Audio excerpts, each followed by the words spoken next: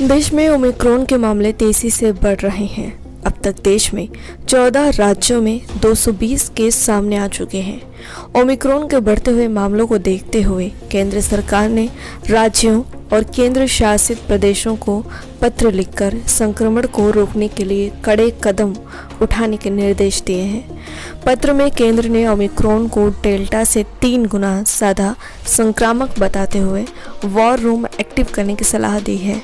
साथ ही कोरोना से जुड़े हर अपडेट पर नज़र रखते हुए स्थानीय और जिला स्तर पर कड़े और त्वरित कदम उठाने के भी निर्देश दिए हैं।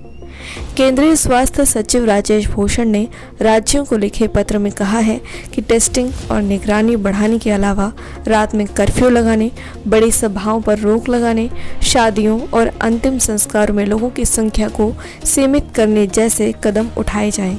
केंद्र सचिव ने अपने पत्र में जिला स्तर पर कंटेनमेंट जोन बनाने, कंटेनमेंट जोन की सीमा तय करने, केसों की लगातार समीक्षा करने, अस्पतालों में सुविधा बढ़ाने जैसे ज़रूरी कदमों को उठाने की सलाह दी है।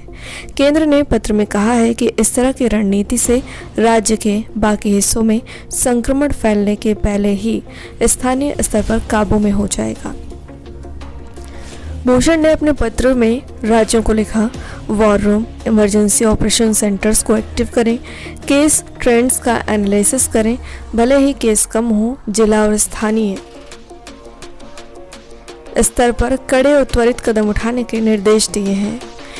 केंद्रीय स्वास्थ्य सचिव राजेश भूषण ने राज्यों को लिखे पत्र में कहा कि टेस्टिंग और निगरानी बढ़ाने के अलावा रात में कर्फ्यू लगाने, बड़ी सभाओं पर रोक लगाने, शादियों और अंतिम संस्कारों में लोगों की संख्या की सीमित रखने के लिए निर्देश दिए हैं।